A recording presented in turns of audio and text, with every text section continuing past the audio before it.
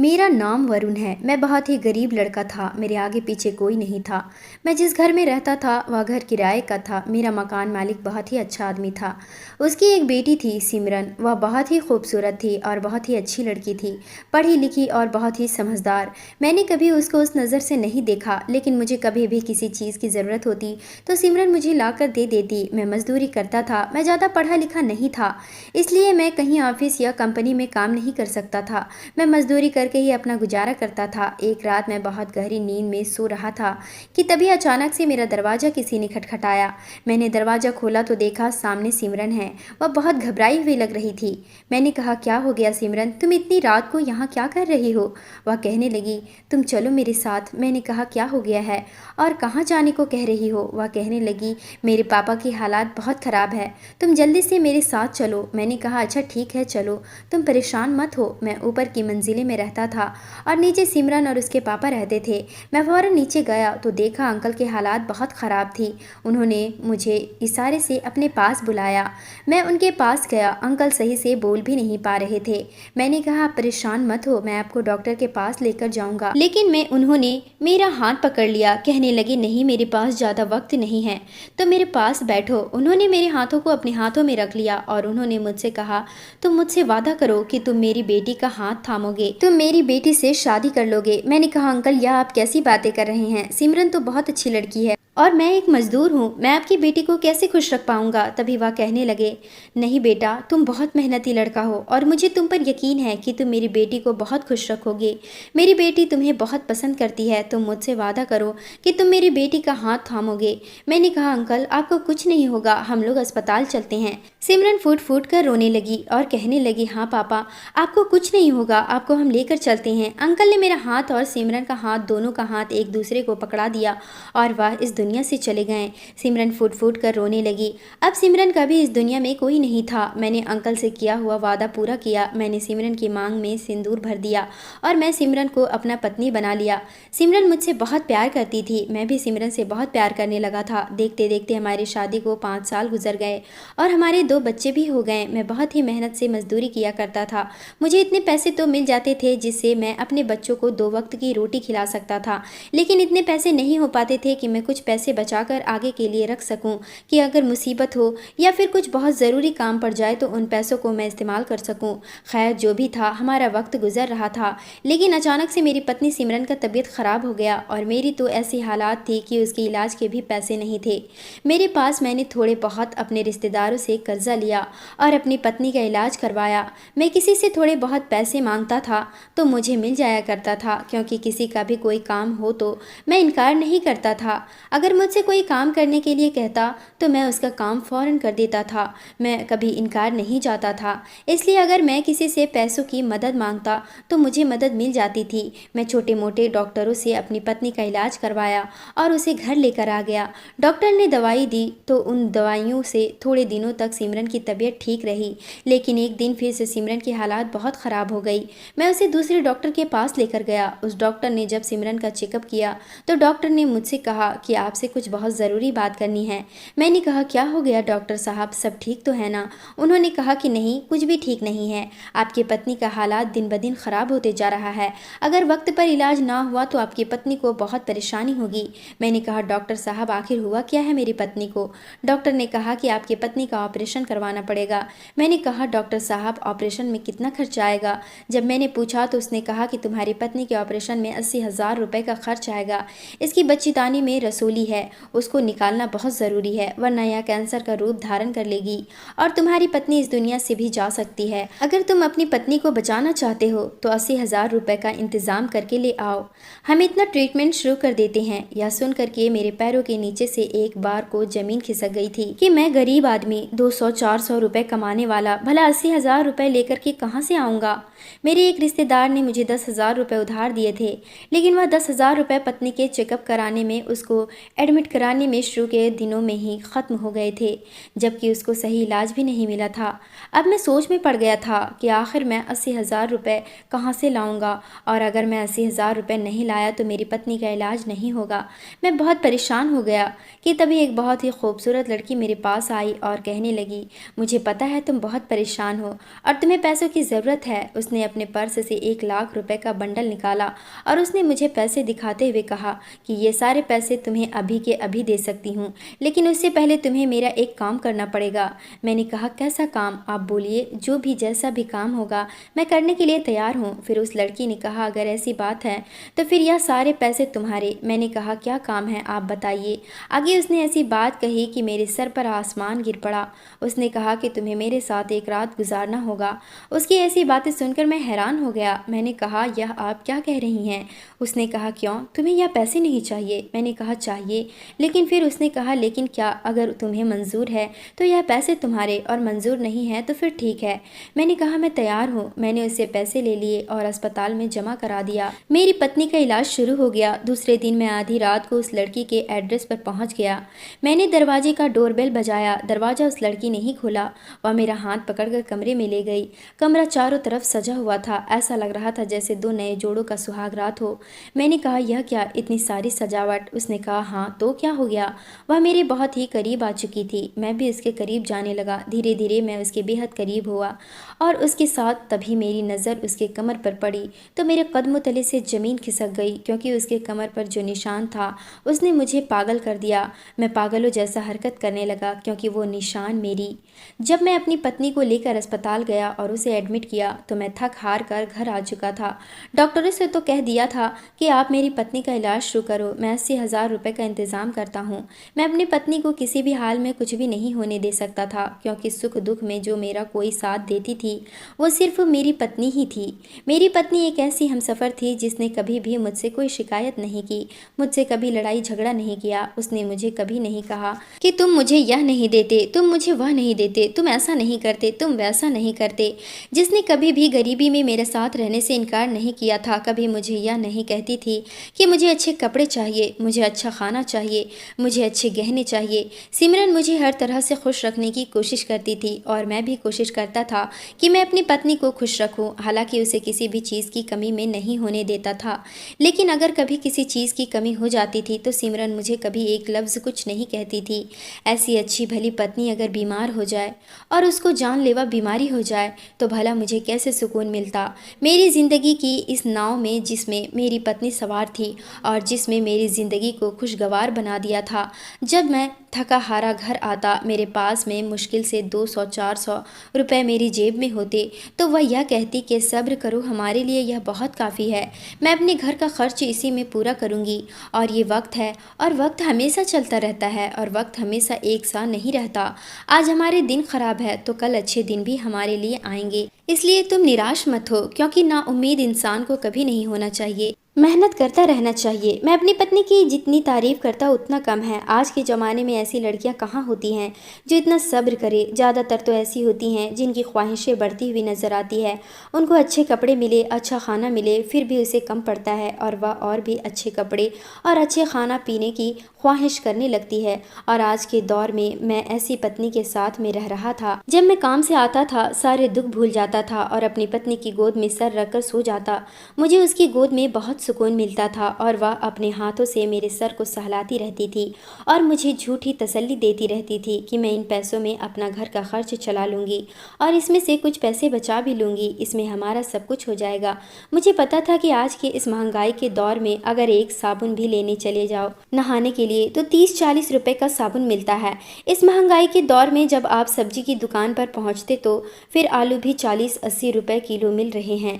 ऐसे में वह भला मुझे झूठी तसल्ली दे रही है, मैं जानता था, लेकिन मैं खुश इसलिए होता था कि वह पागल इतना भी नहीं जानती कि मैं कोई छोटा बच्चा नहीं हूँ। मुझे उसकी झूठी तसल्ली समझ आती है। खैर, अब मैं उस मोड़ पर था जहाँ मुझे कुछ भी दिखाई नहीं दे रहा था। मुझे दिखाई दे रहा था तो सिर्फ और सिर्फ सिमरन का चेहरा। मुझे अपनी पत्नी को बचाने के लिए कहीं से भी रुपयों का इंतज़ाम करना था।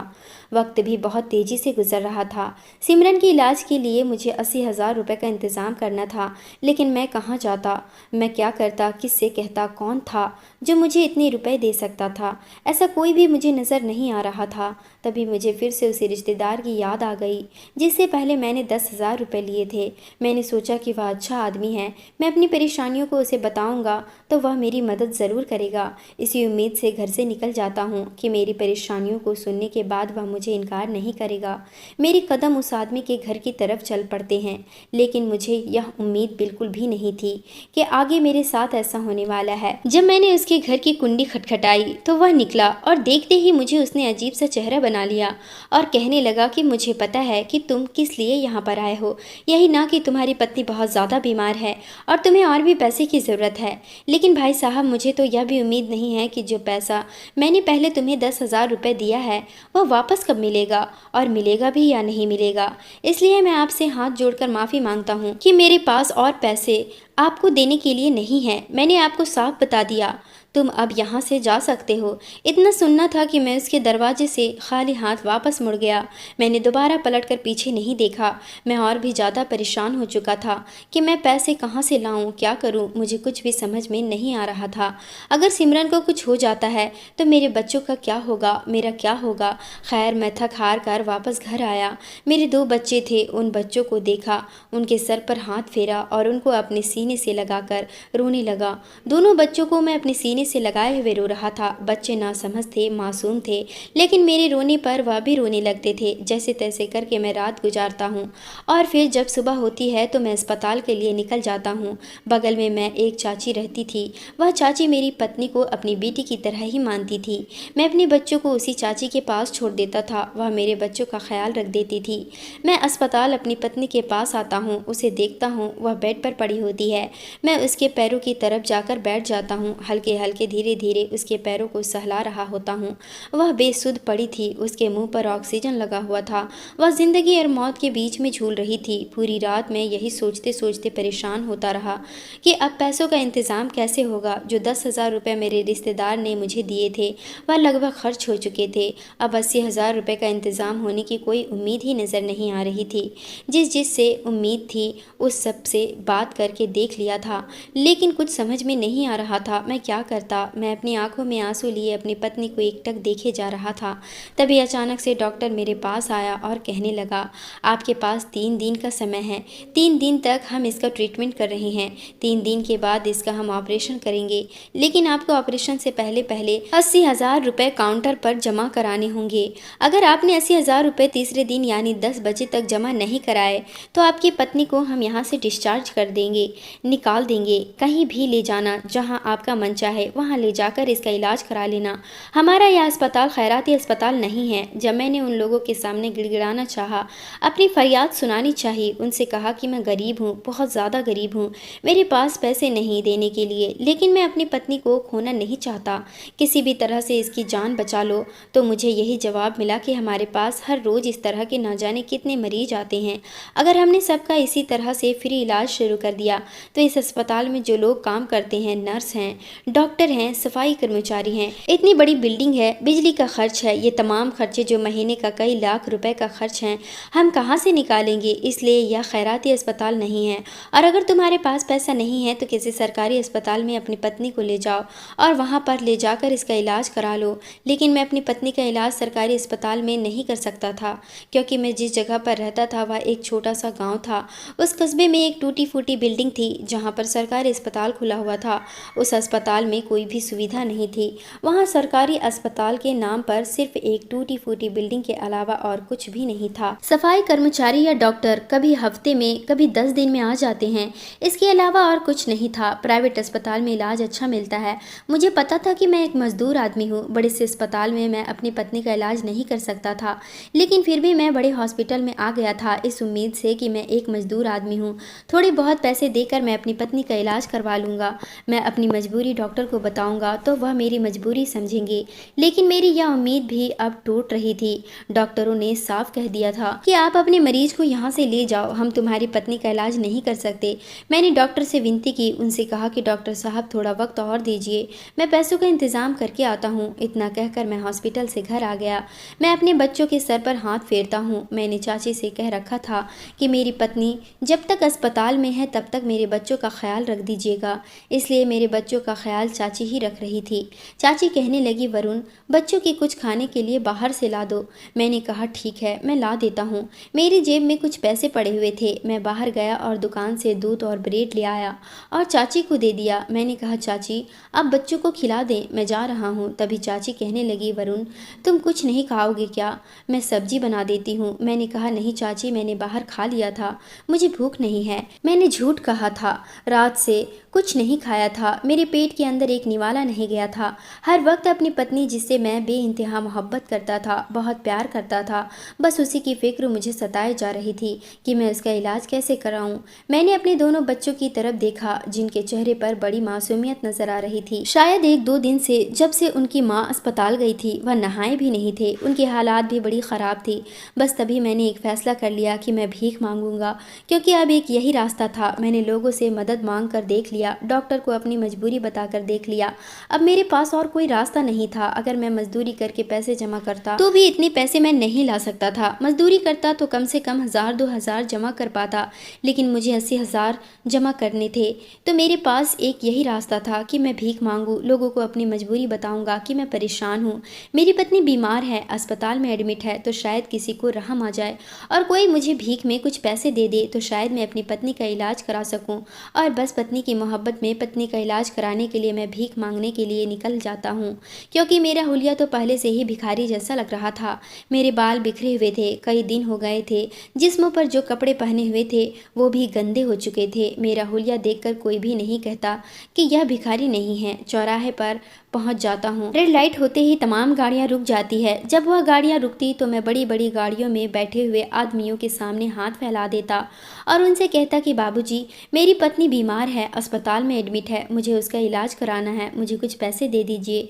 कुछ लोग मुझे दुत्कार देते हैं, कुछ कहते हैं कि कितना हट्टा कट्टा है, कमाने के बजाय भीख मांग रहा है, यह कोई भिखारी नहीं है, यह बस पैसे के लिए भिखारी बनने का ढोंग कर रहा है। और इनको पैसा कमाने के लिए भीख मांगने का एक स्टाइल होता है। कभी अपनी माँ को बीमार कर देते हैं तो कभी पत्नी को बीमार कर देते हैं। कभी यह 6-7 बहनों के भाई बन जाते हैं, कभी इनके माँ बाप मर जाते हैं। तरह तरह के हथकंडे ये लोग अपनाते हैं।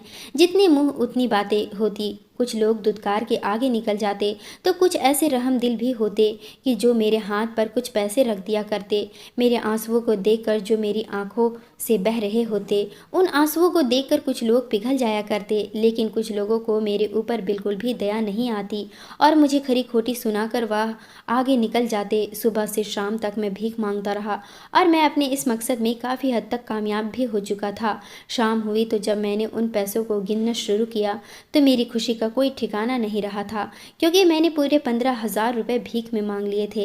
लेकिन सिर्फ 15,000 थे और मुझे 80,000 रुपये की ज़रूरत थी। तभी मैंने सोचा था कि काम अच्छा है और किसी हद तक मैं इस मकसद में कामयाब भी हो गया हूँ। डॉक्टर ने 3 दिन का टाइम दिया है, भीख मांगी है तो 10,000 रुपये लगभग मैंने इकट्ठे कर लिए हैं, जो सुबह लगभग 10 बजे से और शाम 6 बजे तक के पैसे हो चुके थे। मैंने फिर सोचा कि अगर मैं यानी नाइट में भी इस काम को करूँगा तो मैं जल्दी पैसे इकट्ठे कर लूँगा। अगले 2 दिन में अगर 20-25 हज़ार भी इकट्ठे कर लिया तो 40-45 हज़ार मेरे पास हो जाएंगे। तो डॉक्टर को दे दूंगा और कह दूंगा कि साहब मेरी पत्नी का इलाज शुरू कर दें, बाकी के पैसे भी मैं जमा कर दूंगा, तो शायद इस तरह से मेरी पत्नी का इलाज हो सकता है। बस यही सोच कर के मैं अगले दिन का इंतज़ार करने लगा और फिर उसी लाल बत्ती पर पहुँच जाता हूँ और भीख मांगने लगता हूँ। पूरे दिन मैंने भीख मांगा। शाम 6-7 बजे जब मेरी जेब में काफ़ी पैसे हो गए तो अब मैं एक तरफ बैठ गया और उन पैसों को गिनने लगा। तभी एक लड़की मेरे सामने आकर खड़ी हो जाती है और कहती है कि पूरे दिन में कितने कमा लिए। मैंने जब अपनी नज़र उठाकर उसको देखा तो एक खूबसूरत जवान हसीन लड़की मेरे सामने खड़ी है। मैंने एकदम से अपनी नज़रों को नीचे झुका लिया और अपने पैसे गिनने लगा। उस लड़की ने दोबारा मुझसे पूछा कि मैं तुमसे पूछ रही हूँ पूरे दिन में कितने कमाए तुमने। मैंने उससे कहा कि मैं तुम्हें क्यों बताऊं कि मैंने कितना कमाया है। उसने कहा कि मैं तुमसे इसलिए पूछ रही हूँ कि जितना तुमने यह कमाए मैंने तुम्हें इन पैसों से कई ज़्यादा पैसे दे सकती हूँ। मेरी हैरत की इंतहा ना रही। मैंने उन पैसों को समेट कर अपनी जेब में रख लिया और उस लड़की से पूछा कि तुम मुझे यूं ही बिना मतलब के पैसे क्यों दोगी? क्या तुम इतनी अमीर हो कि तुम लोगों को पैसे बांटती फिरती हो? इसमें कोई शक नहीं है कि मैं परेशान हूँ, भीख मांग रहा हूँ, लेकिन यह भी मैं अपनी खुशी से नहीं मांग रहा हूँ। अपनी ज़िंदगी चलाने के लिए नहीं मांग रहा हूँ, बल्कि मेरी पत्नी अस्पताल में एडमिट है, उसके लिए मांग रहा हूँ। वह कहती है कि मुझे पता है कि तुम्हारी पत्नी अस्पताल में एडमिट है, इसलिए मैं तुम्हारे पास आई हूँ कि तुम्हें पैसों की ज़रूरत है और तुम परेशान हो। वह कहता है कि मुझे 80,000 रुपये की ज़रूरत है। आज दूसरा दिन भीख मांगते हुए मुझे हो गया है और 20-22 हज़ार रुपये के लगभग मैंने भीख मांग कर जमा कर लिया है। उस लड़की ने अपनी बैग से, जो उसने टांगा हुआ था, उस बैग से 80,000 रुपये की गड्डी निकाली और उसने कहा कि यह लो 80,000 रुपये, इसे पकड़ो, इससे तुम अपनी पत्नी का अच्छे से इलाज करा सकते हो, उसका ऑपरेशन भी हो जाएगा, लेकिन इसके बदले में तुम्हें मेरा एक काम करना होगा। मैंने यह सोचा कि एक औरत 80,000 की गड्डी अपने बैग से निकालती है, मेरे ऊपर डाल देती है, बिना किसी शर्त के वह मुझे यह 80,000 रुपये देने के लिए कह रही है। तब मैं उससे पूछता हूँ कि तुम्हारे लिए मुझे क्या काम करना होगा। उसने कहा कि ज़्यादा कुछ नहीं, तुम्हें एक रात मेरे साथ गुजारनी होगी। यह सुनकर के मेरे पैरों के नीचे से ज़मीन निकल गई, मेरे रोंगटे खड़े हो गए।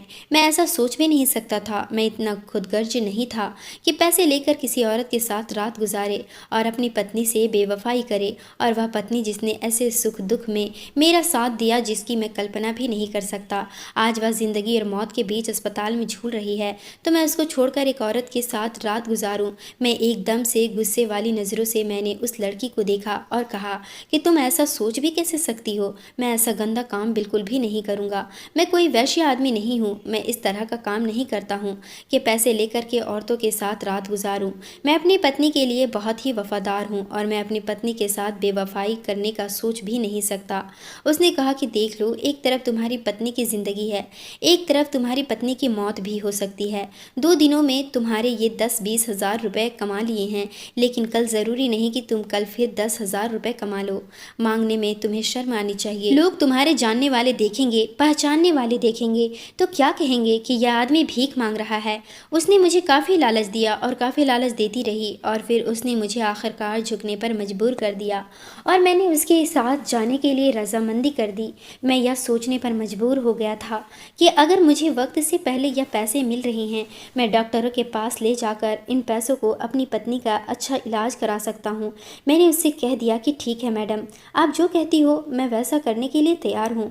बताइए कहाँ चलना है। वह मुझे ले करके अपने साथ चलती है और एक घर में लेकर के पहुँच जाती है। वहाँ जा कर के मैं सोफे पर बैठा। यह घर अंदर से काफ़ी शानदार था, किसी अमीर आदमी का घर था, लेकिन उस घर में कोई और दिखाई क्यों नहीं दे रहा था। ना ही उस औरत के माँ बाप, ना ही उस औरत के कोई सास ससुर। ऐसा लगा कि यह शादीशुदा है तो इसके सास ससुर कहाँ हैं, इसका पति कहाँ है।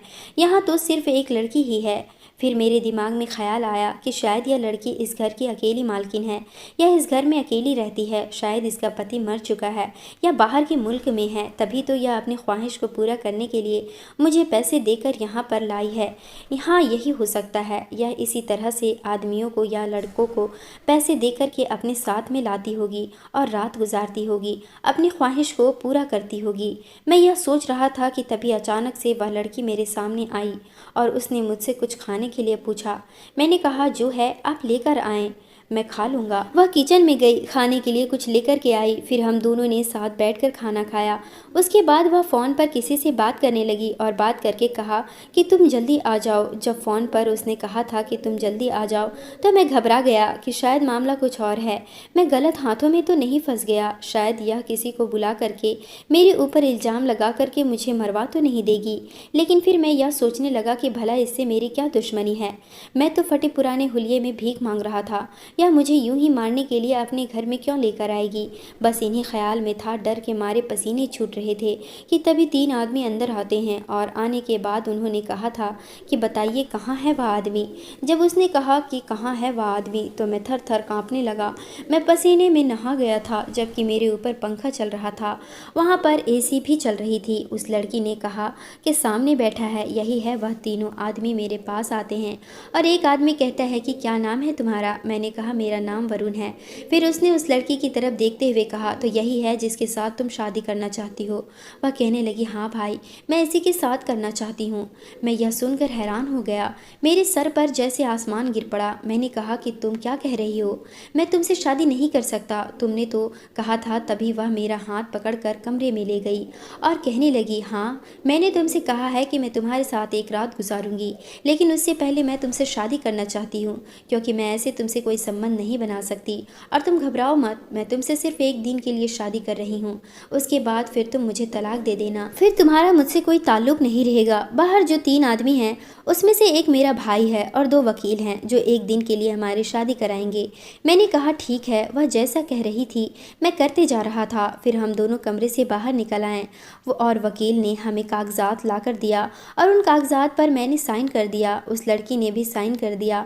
उस लड़की का नाम इरम था। मुझे समझ नहीं आ रहा था कि आखिर यह एक दिन के लिए मुझसे शादी क्यों करना चाहती है और मेरे साथ रात क्यों गुजारना चाहती है, और इसका भाई कैसा आदमी है जो यह सब के लिए तैयार है। खैर हम दोनों की शादी हो गई। इरम एक दिन के लिए मेरी पत्नी बन गई। वह तीनों आदमी यहाँ से चले गए। फिर इरम ने मेरा हाथ पकड़ा और मुझे एक ऐसे कमरे में ले गई जो कमरा फूलों से सजा हुआ था। मैंने कहा यह सब क्या है। वह कहने लगी क्यों, तुम तो मेरे पति हो और आज हमारी सुहागरात है। सुहागरात में तो कमरा ऐसा ही सजा होता है ना। फूलों की खुशबू चारों तरफ आती रहती है। वह यह सब कहती जा रही थी और मेरे सीने से लग गई। मैं अपनी पत्नी को भुला तो नहीं पा रहा था, लेकिन मुझे कुछ देर के लिए भूलना था। मुझे उसी के लिए यह सब करना था। मैं अपनी पत्नी की मोहब्बत अपने सीने में लिए हुए मैं इरम के बेहद करीब में हो गया। इरम भी मेरे बेहद करीब हो गई। फिर हम दोनों ने पूरी रात एक साथ गुजारा। सुबह जब मेरी आँख खुली तो मैं जल्दी से उठा और मैंने अपना पैसा उठाया और वहाँ से जाने ही वाला था कि बाहर से वही आदमी आया जिसे इरम भाई कह रही थी। उसने कहा वरुण आओ बैठो मेरे पास। मैंने कहा साहब मेरे पास टाइम नहीं है, मेरी पत्नी बीमार है और मुझे यह पैसे वहाँ जमा करने हैं। आज आखिरी दिन है, अगर मैंने पैसे जमा नहीं किया तो मेरी पत्नी का ऑपरेशन नहीं होगा। घर पर मेरे 2 बच्चे हैं। वह कहने लगा मैं तुम्हें छोड़ दूंगा, बस 2 मिनट बैठो। मैं बैठ गया। फिर उन्होंने आगे जो बात कही उसे सुनकर मेरे पैरों तले से ज़मीन खिसक गई। उसने कहा तुम नहीं जानना चाहते हो कि मेरी बहन ने तुम्हारे साथ ऐसा क्यों किया। मैंने कहा कहिए। वह कहने लगा। मैं उसकी पूरी बात सुनकर वहाँ से निकल आया और सीधे हॉस्पिटल आया। अस्पताल में मैंने सारे पैसे जमा कर दिए और मेरी पत्नी का इलाज शुरू हो गया। मेरी पत्नी का ऑपरेशन हो गया। 1 हफ्ते बाद मेरी पत्नी का डिस्चार्ज हो गया। हम अपने घर वापस आ गए। मेरी पत्नी अपने बच्चों को गले से लगाकर फूट फूट कर रोने लगी। मैं भी अपनी पत्नी को सीने से लगा लिया और अपने बच्चों को भी गले से लगा लिया। अब हमारी ज़िंदगी पहले जैसी ही हंसी खुशी गुजरने लगी। मैं अपनी पत्नी को बाहों में समेट कर सोया हुआ था और इरम को याद कर रहा था। इरम कोई आम लड़की नहीं थी, वह दिमागी मरीज थी, वह एक पागल थी। इरम के भाई ने उस दिन मुझे बताया कि मेरी बहन पागल है, मैं इसे पागल खाने नहीं भेज सकता क्योंकि मेरी बहन के अलावा इस दुनिया में कोई नहीं है और मैं अपनी बहन से बहुत प्यार करता हूँ। मेरी माँ ने मुझसे वादा किया था कि मैं अपनी बहन को हमेशा अपने पास रखूँ। मेरी बहन की यह ख्वाहिश होती है कि एक दिन के लिए उसका कोई पति बने और उसे ढेर सारा प्यार करे। अगर मैं उसका यह बात ना मानूं तो वह अपनी जान ले लेगी, इसलिए मैं मजबूर हो जाता हूँ। मैं पहला आदमी नहीं था जिसके साथ इरम ने ऐसा किया था, वह कई मर्दों के साथ ऐसा कर चुकी थी। एक दिन के लिए शादी करती और उसके साथ रात गुजारती और फिर उससे तलाक ले लेती। खैर धीरे धीरे वक्त गुजरता जा रहा था और देखते देखते 1 महीना बीत गया। 1 महीने बाद इरम के भाई मेरे घर आया और उसने कहा कि मुझे तुमसे कोई बात करनी है। मैं उसके साथ चला गया, लेकिन उसने मुझे ऐसी बात बताई कि मैं बेहद परेशान हो गया। उसने कहा कि इरम माँ बनने वाली है। मैंने कहा साहब इसमें मेरा कोई कसूर नहीं, अगर इरम माँ बनने वाली है तो इसका कसूरवार मैं नहीं हूँ। मैं तो बस एक दिन के लिए उसका पति था और अब यह आपकी जिम्मेदारी है कि आपको क्या करना है उनके साथ। तभी वह मेरे सामने हाथ जोड़ने लगा। वह कहने लगा वरुण मेरी बहन को तुम्हारे जैसे इंसान के प्यार की ज़रूरत है। उसने जब से तुम्हारा प्यार पाया है उसमें बहुत सुधार आया है और जब से उसे पता चला है कि वह माँ बनने वाली है उसने अपने आप को पूरी तरह बदल कर रख दिया है। वरुण मैं चाहता हूँ कि तुम उसे हमेशा के लिए अपना लो। और देखो मैं नहीं कह रहा कि तुम अपनी पत्नी और बच्चों को छोड़ दो। ये जो ऐशो आराम की ज़िंदगी है वह सारे तुम्हारे हो सकते हैं। तुम्हारे बच्चे बड़े स्कूल में पढ़ेंगे, सब कुछ तुम्हारा होगा। बस तुम अपनी ज़िंदगी में मेरी बहन के लिए थोड़ी सी जगह दे दो और क्या पता मेरी बहन ठीक हो जाए। कम से कम उस बच्चे के आने तक ही मेरी बहन का साथ दे दो। उसके लिए तुम मुझसे जितना पैसा मांगोगे मैं देने के लिए तुम्हें तैयार हूँ। मैं उनकी ऐसी बातों से सुन पड़ चुका था। मुझे कुछ भी समझ में नहीं आ रहा था कि मैं क्या करूँ, मैं उसे क्या जवाब दूँ। कहीं ना कहीं यह भी सच था कि मैं जो मजदूरी करके 300-400 कमाता हूँ उससे हमारा गुजारा अच्छे से नहीं हो पाता है, लेकिन मैं अपनी पत्नी से बहुत प्यार करता हूँ। अब मेरा दिमाग भी काम करना बंद कर चुका है। दोस्तों अब आप ही बताएं कि मुझे क्या करना चाहिए। उम्मीद करती हूँ आपको हमारी कहानी पसंद आई होगी। कहानी पसंद आई है तो वीडियो को लाइक करें, चैनल पर नए हैं तो चैनल को सब्सक्राइब करें।